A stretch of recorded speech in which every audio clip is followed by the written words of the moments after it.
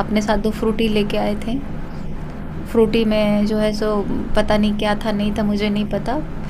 उन्होंने मुझे भी एक पाइप लगा के दिया पीने के लिए। 45 मिनट के बाद मुझे चक्कर सा आने लगा और जब मैं देखते देखते मैं एकदम अचेत अवस्था में चली गई और उसने मेरे साथ जो फिर जब मुझे होश आया तो मैंने अपने आप को देखा 1 बजे रात में पूरा अस्त व्यस्त अवस्था में थी। हमको बोले कि हम साक्षात हैं ही ना, क्या कीजिएगा फोटो लेकर के। अच्छा, कहाँ किस मंदिर में शादी हुई थी? शीतला मंदिर, अगम कुआं, पटना। आप देख सकते हैं मुरलीगंज सीओ का नंबर है और वो फ़ोन रिसीव नहीं कर रहे हैं। ज़रा सा दिखाइए उनका नंबर को।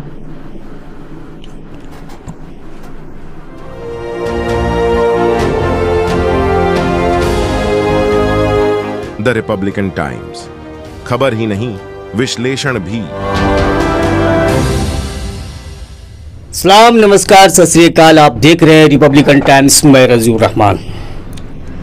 आज जिस प्रीता से मैं आप लोगों को रूबरू कराने जा रहा हूं, उसकी कहानी सुनकर आपका भी दिल दहल जाएगा कि कैसे कोई भी एक जिम्मेदार व्यक्ति किसी को झांसे में लाकर ज़बरदस्ती उसके इज्जत के साथ खेलकर फिर शादी का वादा कर परिवार वालों से मिलवा कर फिर बीच मझधार में लाकर छोड़ देता है उस लड़की को जो हाई लेवल की परीक्षा की तैयारी कर रही है। और आज नौबत उसकी ये आ गई है कि दर दर वो अपनी इंसाफ के लिए भटक रही है और उससे इंसाफ मांगने के लिए जो खुद दूसरों को न्याय दूसरे की फरियाद सुनते हैं और न्याय देते हैं, लेकिन उसने जिसके साथ घटना किया, ये मतलब इनके कहने के अनुसार वो उनको न्याय नहीं दे रहे हैं और वो उनसे दूरी बनाए हुए हैं और एक बार भी उससे मुलाकात नहीं कर रहे हैं। पिछले कई दिनों से मधेपुरा में, अभी जो आप हमारे कैमरे में आप देख रहे हैं जिससे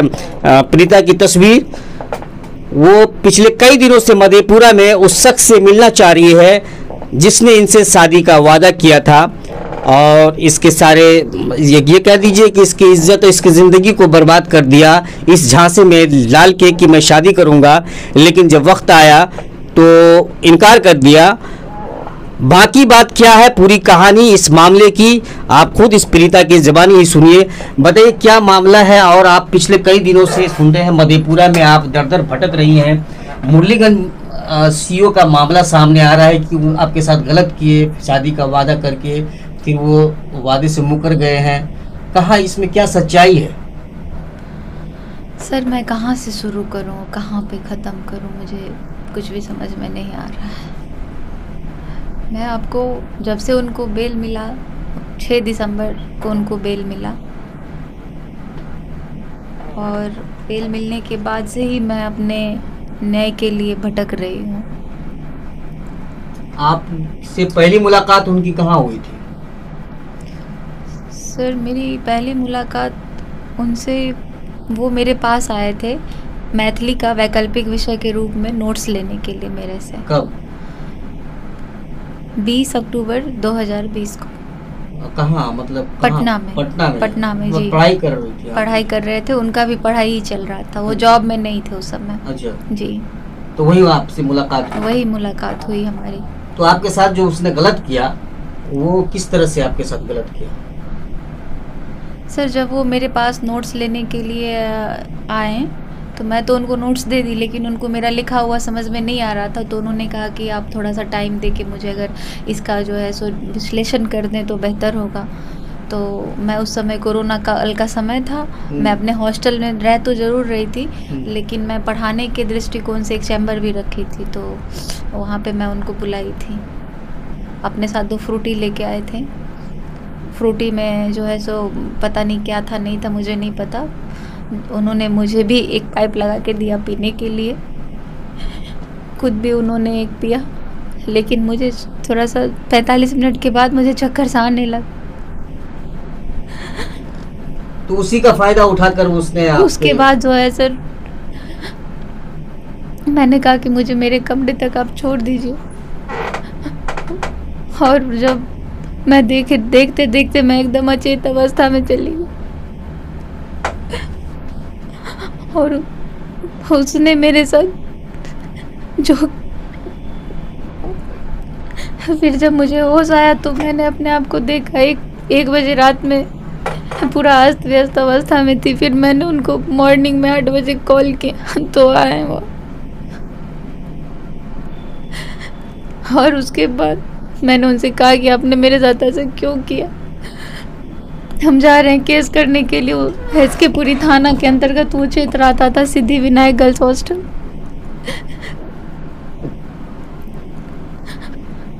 और उसके बाद वो मुझे से बहुत विनती करने लगे कि ऐसा नहीं कीजिए आप। मतलब आप केस करने जा रहे थे तो हाँ, आपसे विनती करने लगा ऐसा नहीं कीजिए। हाँ, कि जो एक तो इतना लेट हमको नौकरी हुआ, उसके बाद भी अगर ऐसा हो जाएगा तो मेरा कभी नौकरी नहीं होगा और बहुत क्रिटिकल कंडीशन हो जाएगा, आपकी भी बदनामी हो जाएगी। इस डर से आपने केस नहीं किया? आपकी भी बदनामी हो जाएगी। कभी वादा किया था? उसी दिन जो है वो बोले कि आप चिंता नहीं कीजिए, हम लोग शादी कर लेंगे। हम बोले नहीं, हम शादी नहीं कर सकते आपसे, मेरे मम्मी पापा नहीं तैयार होंगे, हम नहीं कर सकते आप शादी में। वो मुझे बहुत आश्वासन दिए कि नहीं आप जो है सो चिंता नहीं कीजिए, हम आपको अपने परिवारजनों से मिलवाते हैं। सर 15 दिन के अंदर मैं पूरे फैमिली से मिलवाती। उसने आपसे पूरे फैमिली से? हाँ, अच्छा, उनका पहले नाम बताइए जिसके बारे में आप बता रहे हैं। किसलय कुमार, उनके पिता का नाम राम रतन साहू, ग्राम भपटियाई, लौकी थाना, जिला मधुबनी। लेकिन वो लोग वर्तमान में घर बना के रह रहे हैं निर्मली में, थाना चौक, वार्ड नंबर 5 में। अच्छा, अभी ये जो किसले कुमार है वो मुरलीगंज के सीओ है? हाँ, पहले इनकी पोस्टिंग जो है बेल्ही में थी, मरौना प्रखंड के अंतर्गत, सुपौल जिला। सर मैंने वहाँ भी जो है सो कई बार मिलने का कोशिश किया इनसे, लेकिन ये नहीं मिले। इनके पिताजी दोनों के बीच में दरार कब पैदा हुई, कब से वो आपसे पीछा छुड़ाने की बात करने लगे? सर जब से मुझे पता चला कि वो कहीं और एंगेजमेंट कर लिए हैं तब से। कब उनका एंगेजमेंट? 6 मतलब जून महीने में हुआ था, 6 या 8 जून के बीच में 2023 में।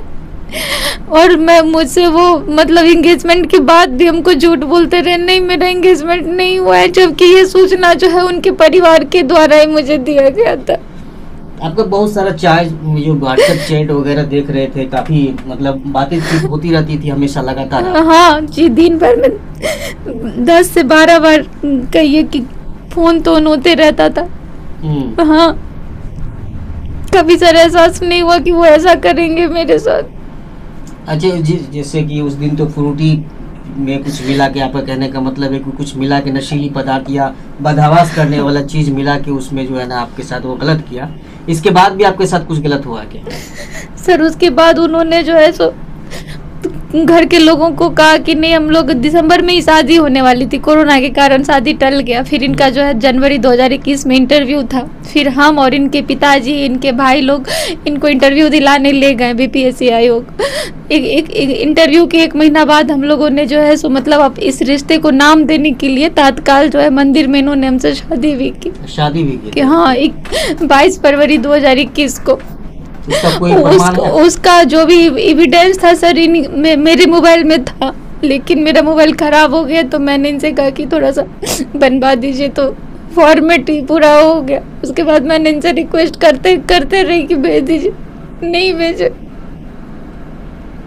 हमको बोले कि हम साक्षात हैं ही ना, क्या कीजिएगा फोटो लेकर के। अच्छा, कहाँ किस मंदिर में शादी हुई थी? शीतला मंदिर, अगम कुआं, पटना। हाँ, अब वो उस शादी से भी वो मुकर रहे हैं? हाँ, कह रहे हैं पहले तो आपको जानते हैं भाई जी, पहले वो बोलते थे नहीं हम इनको नहीं जानते नहीं जानते हैं। हाँ, जब हार करके सर मैं कानून के शरण में गई, मैं केस में आई, इनको जो इनके ऊपर वारंट गिरफ्तारी का निकला था। पुलिस प्रशासन के द्वारा 10 दिन का भी समय दिया गया, लेकिन पुलिस गिरफ्तार ना कर सके इनको, क्योंकि फरार हो गए थे। आपने केस किस थाने में किया था? एसके पुरी थाना, पटना। हाँ, तो उसमें इसको जमानत मिल गई है? ये हाई कोर्ट के द्वारा जो है ये अभी अग्रिम जमानत पे।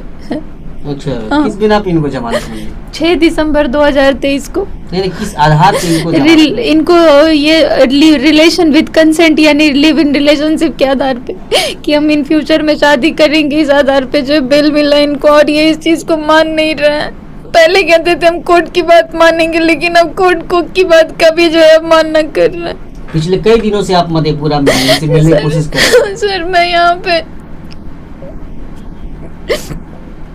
26 अप्रैल को आई थी। 26 अप्रैल को जी 28 अप्रैल 2 दिन से आप नहीं 26 नहीं सर, क्या बोलते हैं, बृहस्पतिवार, शुक्रवार, शनिवार, आज रविवार, 4 दिन से सर मैं यहाँ हूँ।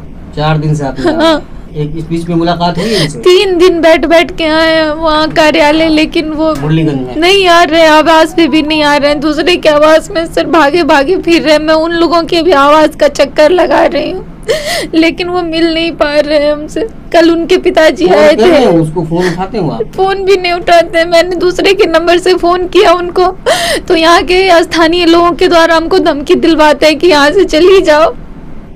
अच्छा, वो धमकी भी दिलवाते हैं हाँ कि यहाँ से चली जाओ? हाँ। अच्छा, इनकी बात अभी आप लोगों ने सुना। हम खुद से भी उनको, जो मुरलीगंज के सीओ है, क्या नाम है उनका? किसले कुमार जी, उनके मोबाइल नंबर पर फोन करके उनसे उनकी प्रतिक्रिया जानने की कोशिश करते हैं कि उनका क्या कहना है इस पूरे मामले पर। सर वो नहीं उठाएंगे फोन आप? ठीक है, नहीं उठाएंगे तो हम चेक करते हैं। स्पीकर पे दिए।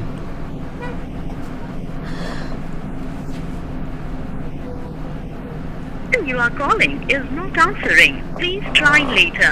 आप जिस व्यक्ति को कॉल कर रहे हैं वह उत्तर नहीं दे रहा है, कृपया नहीं उठा है, फिर से लगाते हैं।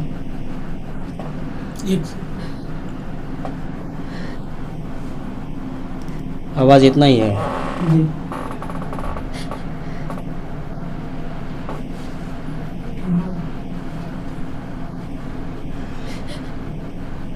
You are calling is not answering. Please try later. देखिए, बार बार कॉल कर रहे हैं उनको, लेकिन वो कॉल रिसीव नहीं कर पा रहे हैं।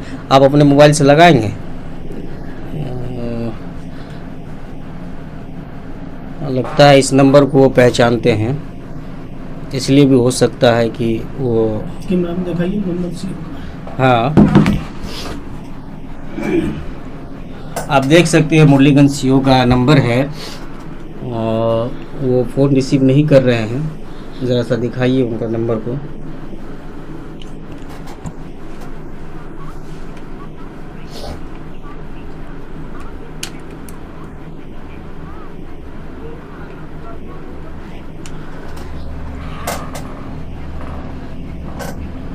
एक लास्ट बार फिर कोशिश करते हैं,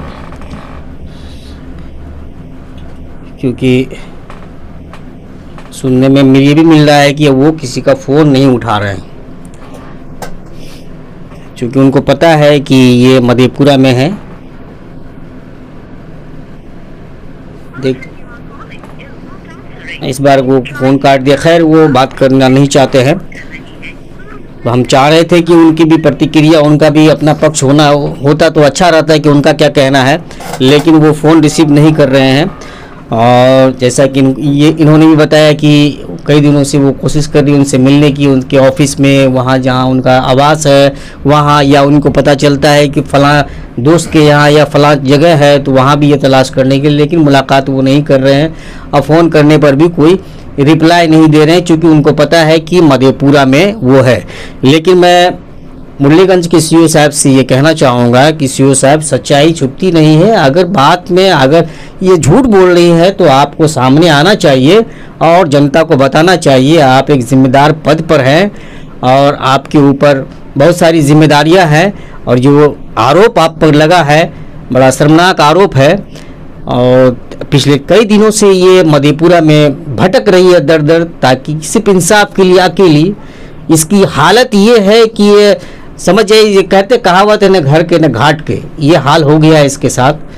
और इनकी माने तो सिर्फ आप पर विश्वास करके इनकी ये हालत हुई है। अगर ये उस वक्त केस कर देती तो शायद आज इनकी हालत नहीं होती जो हालत में आज ये है। उनके पिताजी वगैरह से आप संपर्क नहीं किए? जो ये जी, जो क्या नाम मेरे- बताया मुरलीगंज सीओ का? किसलय कुमार जी किसलय कुमार जी के पिताजी से? पिताजी जो हैं मेरे पापा से बातचीत किए हुए, पापा को भी आश्वासन दिया कि हम जो है सो मार्च 2024 में शादी करेंगे, सावन भादो बीतने के बाद। तो मार्च तो चला गया। लेकिन वो जो है कहीं और एंगेजमेंट कर ही लिए थे अपने बेटे का, लेकिन हमको झांसे में रखे हुए थे पिताजी भी। हाँ, ये उनके पिताजी से मुलाकात हुई इधर हाल फिलहाल में आपकी? कल आए थे पिताजी उनके मधेपुरा ब्लॉक, मुरलीगंज ब्लॉक में, और बहुत लोगों के सामने जो है मुझे मेरे ऊपर सर बहुत दोस्त आरोप प्रत्यारोप लगा रहे हैं, लड़की ऐसे है, लड़की वैसे है, लड़की ये है, लड़की 4 साल से। सर मैं गलत नहीं थी क्या? बताइए आप मुझे, आज मैं गलत हो गई हूँ। वो गलत तरह का आरोप लगा? हाँ, तरह तरह के मेरे ऊपर आरोप लगा रहे हैं। आपको क्या बोले वो? हमको कुछ नहीं बोले, हमको बोलते हैं कि तुम यहाँ क्यों आई हो। हम लोगों को बुलाते हैं, बोले ठीक है आप भी बुलाइए, हम भी समाज के लोगों को बुलाते हैं। जब तक यहाँ के मुरलीगंज के 10 समाज के लोग आए तब तक पिताजी वहाँ से जा चुके थे। हाँ, वो थे? कोई नहीं थे मुरलीगंज सीओ वो थे? नहीं, वो भी नहीं थे। उनके पिताजी से मुलाकात हुई? हाँ, वो पिताजी कल घर से अचानक आए और उल्टा सीधा वहाँ के जो इसका मतलब वो बता दिए होंगे फला यहाँ आई हुई है। हाँ, तो वो आए थे, हमको बहुत अपशब्द वगैरह बोल के गए। आप वहाँ के कैमरा से आप देख सकते हैं, ये वहाँ से ले सकते हैं रिपोर्ट सर। RTPS शाखा में बैठे और भी कई सदस्य होंगे। हाँ, उनकी माँ बहन उन सबसे बात आपकी हुई है? नहीं हुई है। पहले से तो मुलाकात है ही ना? हाँ। तो बातचीत की है, कभी कोशिश की है बात करने की?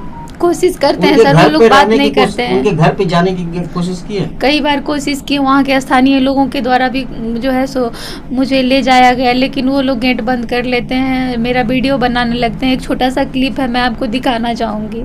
वहाँ के जो थे डॉक्टर विनीत शेखर भाई जी पत्रकार, उनके द्वारा और समाज के कुछ लोगों के द्वारा मुझे घर तक ले जाने की कोशिश की गई, लेकिन पिताजी जो है गेट बंद करके खिड़की से झाँक रहे थे, और जो मेरी ननद है वो वीडियो बना रही थी ऊपर से। हाँ जी सर, 10 से 12 बार पंचायत हुआ, लेकिन एक बार भी पिताजी पंचायत में उपस्थित नहीं हुए। निर्मली में, बेली में भी, ब्लॉक में कई बार मैं गई, कभी जाती थी जैसे ही तो वहाँ से वो भाग जाते थे क्षेत्र में या कहीं और चले जाते। सर 2 महीना मैं उनके गांव समाज में रही, बेली में जहाँ पोस्टिंग थी 2 महीना रही मैं। 29 दिसंबर से लेकर के 10 मार्च 2024 तक मैं बेली में रही सर, लेकिन वो जो है सो कभी भी नहीं मिले। नहीं, पिताजी जो है सो आए कुछ कहने के लिए। पिताजी जो जितना मुझ पे आरोप लगा रहे, मैंने कहा कि अगर मैं ठीक सही है, मैं इतनी गलत हूँ तो आप अपने समाज के लोगों के सामने हमको सिद्ध कीजिए अगर मैं गलत हूँ। आप ही के समाज के लोग हमको मार के भगा देंगे। लेकिन पिताजी एक दिन भी जो है नहीं बैठे और दूसरे लोगों से धमकी दिलवाते रहे हैं। पटना जाती हूँ तो वहाँ पे मेरे पीछे आदमी लगा देते हैं, वहाँ का थाना कोर्ट जहाँ भी जाती हूँ, सब्जी खरीदने जाती हूँ, वो एक अमरिंदर यादव नाम का लड़का है सर, वो मेरा पीछा करते रहता है। कहाँ? पटना में सर। पटना में? हाँ अच्छा जी, वो मुझे धमकी देते रहता है। हाँ जी। क्या बोलता है वो? बोलता है उसका पीछा छोड़ दो। अच्छा। हाँ, कभी थाना मैनेज करने जाते हैं, थाना प्रभारी को कहते हैं कि 376 कैसे हटेगा मैनेज, वहाँ करने चले जाते हैं, कभी कुछ करने चले जाते हैं। जहाँ यहाँ आई हूँ तो यहाँ के लोगों से धमकी दिलवाते हैं। यहाँ भी आपको धमकी? हाँ जी, ठीक है, तो हम नंबर भी बता सकते हैं सर। कहते हैं कि मेरे मधेपुरा जिला मेरा है, हाँ मैं यहाँ का ये हूँ, दबंग हूँ, ये हूँ। मैंने कहा कि तो क्या है, आप तोप हैं, मधेपुरा जिला आपके बाबूजी का है क्या? मतलब यहाँ से चली जाओ। हाँ, क्यों आप सीओ को तंग कर रहे हैं? हम तंग कर रहे हैं कि वो हमको तंग करके तबाह करके रखे हुए हैं। तो अब आप क्या सोचिए, मान लीजिए जिस तरह से आप बता रही हैं, देखिए सर, मेरे न्याय के मुझे फोन रिसीव नहीं कर रहे हैं। अभी हमने अपने मोबाइल से फोन किया लेकिन वो भी रिसीव नहीं कर रहे हैं। मुझे अपने न्याय के लिए सर जो करना पड़े, मैं अंतिम सांस तक ये लड़ाई लड़ूंगी, और मैं चाहूंगी कि जिस तरह मेरे साथ ऐसा हुआ किसी के साथ ऐसा ना हो। मैं ये संदेश भी देना चाहूंगी समाज को कि कोई दूसरा किसले कोई वैदेही के साथ इस तरह नहीं करे। जी। अच्छा, हमने एक सवाल किया था बीच में कि एक बार तो आपके साथ गलत किया अब उसके बाद फिर कभी गलत नहीं किया था? नहीं सर, हम लोग जो है सो ऐसे पति पत्नी की तरह सर वो मेरे साथ रहना शुरू कर दी शादी के बाद जी। मुझे पैसा वैसा भी भेजते थे, मेरे पास सारा डिटेल कहिएगा तो मैं सब दे दूंगी आपको प्रूफ के तौर पे। कोर्ट मैरिज भी हम लोग करने वाले थे, लेकिन सब पता नहीं क्या हो गया, उनको बात ही नहीं करते हमसे। 11 जुलाई 2023 से हमको ब्लॉक किए हुए हैं। अच्छा, 11 जुलाई 2023 से ब्लॉक किए हुए। हाँ, जब आप आपको पता चला कि उनका जो है ना पंचायत खोपा में पंचायत हुआ था, उसके बाद वो हमको ब्लॉक कर दिए। जब पिताजी को कहा गया कि इनको बहू स्वीकार कीजिए, पिताजी जो है सो बोले ठीक है, हमको एक दिन का समय दिया जाए। 10 तारीख को हमारे मामा जी को मैनेज करने के लिए चले गए कि पैसा ले लीजिए, अपनी भांजी का कहीं और शादी कर दीजिए। तो मेरे मामा जी बोले आप भी अपनी बेटी दे जाइए 2-3 महीना के लिए, हम लोग उसके साथ कुछ नहीं करेंगे। पैसा दे के पीछा छुड़वाना चाह रहे हैं। हाँ, और यहाँ के भी मधेपुरा के भी जो है, मुरलीगंज के भी जो है सो कुछ लोग हमको गए थे पटना मैनेज करने के लिए कि आप पैसा ले करके छोड़ दीजिए उसका पीछा। अच्छा, हाँ सच बोल रहे हैं सर, कहिएगा तो मैं नाम भी बता सकती हूँ। नहीं, जरूरत पड़ेगा तो नाम बताएंगे। हाँ, जरूरत पड़ेगा तो जरूर नाम पूछेंगे आपसे और उनका नाम पब्लिश भी करेंगे। हाँ। और मैं बता देता हूँ, अगर ऐसा इसमें सच्चाई है तो वो लोग भी सतर्क हो जाए, नहीं तो मुझे उसका नाम पब्लिश करने में भी देर ना होगा, क्योंकि किसी प्रीता की जिंदगी का सवाल है। इसमें जहाँ तक होना चाहिए लोगों को जो है ना आपस में मेल कराने की जरूरत है, ना कि किसी का एक तरफा किसी लोभ लालच प्रलोभन के चक्कर में पड़ के किसी के जिंदगी को खराब बर्बाद करना, ये अच्छी बात नहीं है। सर मुझे पैसा नहीं चाहिए। नहीं, कोई भी शरीफ लड़की को पैसा नहीं चाहिए। तो कुल मिला के आप ये कहना चाह रहे थे आपके साथ जो गलत हुआ ये प्रेम प्रसंग का मामला नहीं है। आप जैसा बता रही है इसमें ये साफ दिख रहा है ये प्रेम प्रसंग का मामला नहीं है। आपसे वो पढ़ाई के दौरान आपसे नोट्स वगैरह या कोई भी लेता होगा तो उस दौरान वो आपका मौका का फ़ायदा उठाकर आपको वो फ्रूटी में नशीली दवा पिलाकर आपके साथ गलत किया, यही है ना। और उसके बाद फिर जो है ना शादी का प्रलोभन दिया और आपसे केस करवा को नहीं करे केस, इसलिए आपको शादी का प्रलोभन देकर उस मामले को दबाया। नहीं, एक औपचारिकता के लिए जो उन्होंने शीतला मंदिर में पत्नी स्वीकार किया कि हाँ माँ के पत्नी स्वीकार कर रही थी भगवती को के साक्षी मानकर 22 फरवरी 2021 को। तो फिर उसके बाद जो है सर मेरे मन में जो उनके प्रति जो नफरत थी, धीरे धीरे स्नेह में एक पति के प्रति जो प्रेम होता है उसमें परिणत होता चला गया। फिर उसके बाद हम लोग ऐसे पति पत्नी की तरह रहने लगे। इनका जो गया में ट्रेनिंग चल रहा था उस दौरान भी इनका आना जाना, मेरा भाई जाता था इनको गाड़ी से लाने के लिए छोड़ने के लिए। जहाँ जहाँ मैं रही हूँ सब उनको मेरे हस्बैंड के रूप में उनको जानता है। सब लोगों ने केस में गवाही भी दी है सर। अच्छा, गवाही भी दी? हाँ, टोटल लोग गवाही दिए। हाँ, जो जहाँ जहाँ मैं रेंटर के तौर पर जॉब करते थे तो पटना जाते थे। हाँ, और एक पति पत्नी की तरह आप लोग साथ में रहते थे। हाँ, मैं जहाँ जहाँ पटना में रही हूँ एज ए रेंटर, तो ये आते जाते रहते थे, तो वहाँ इनको लोग एज ए हस्बैंड के रूप में जानता है और उन लोगों ने गवाही दिया है मेरे केस में। अच्छा, कितने गवाह गुजरे हैं? फिर मेरे स्टूडेंट से लेके दाई से लेके और रूम ऑनर तक सभी लोगों ने गवाही दी है लगभग।